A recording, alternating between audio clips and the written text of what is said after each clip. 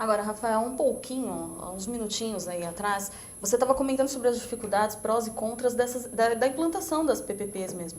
Você acredita que a sociedade, de uma forma geral, ela também é uma questão que complica a implantação das PPPs? E complementando o que a Sandra está dizendo, que era a minha próxima pergunta, acho que encaixa bem com o que a Sandra ia falar, que eu ia perguntar sobre a questão política.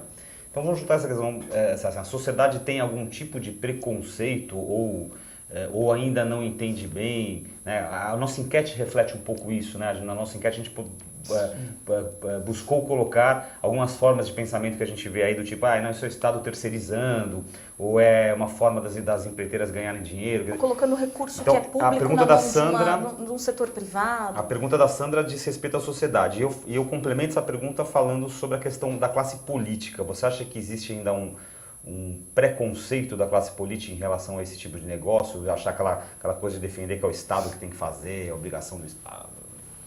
Eu acho que, com relação à sociedade, acho que existem segmentos, né, que fazem ainda uma leitura muito ideológica das formas de participação privada em infraestrutura, e acho que isso não é exclusivo das PPPs. As concessões, elas sofrem o mesmo tipo as concessões comuns sofrem o mesmo tipo de preconceito. As privatizações, em sentido estrito, né, quer dizer, a venda de ativos de empresas também sofrem o mesmo tipo de preconceito.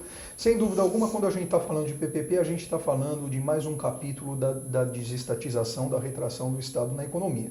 Agora, o que eventualmente, né, precisa ser melhor esclarecido para esses segmentos que ainda contestam, que ainda fazem essa leitura predominantemente ideológica e não técnica das PPPs, é que, antes de tudo, né, o Estado brasileiro ele não faz isso porque ele gosta, ou seja, não é uma questão de uma opção entre inúmeras possíveis.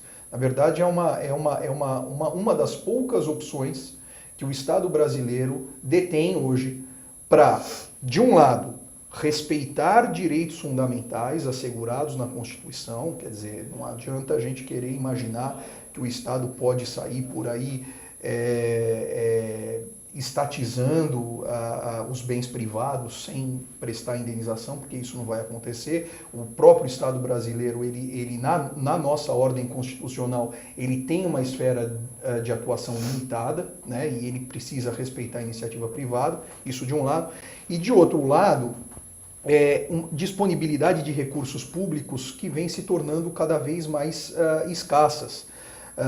Antigamente, o Estado ele podia, e a gente assistiu isso muitas vezes no Brasil, ele podia se dar ao luxo de tomar algumas decisões voluntariosas e aumentar a alíquota de imposto, aumentar a carga tributária, eventualmente até emitir moeda para pagar suas obrigações, para fazer investimentos, ou então emitir títulos de dívida dentro do Brasil ou fora do Brasil, né, dívida externa, etc. Hoje a gente sabe que essas opções elas são muito restritas, né? Aumentar a carga tributária do Brasil é politicamente inviável. Emitir moeda gera uma inflação absolutamente descontrolada. E com relação ao endividamento público, nós temos amarras muito sofisticadas na lei de responsabilidade fiscal. Então, o Estado não tem grandes alternativas se não contar com o capital da iniciativa privada para alavancar os projetos de interesse público e, de fato, promover um desenvolvimento no tempo que a sociedade brasileira exige.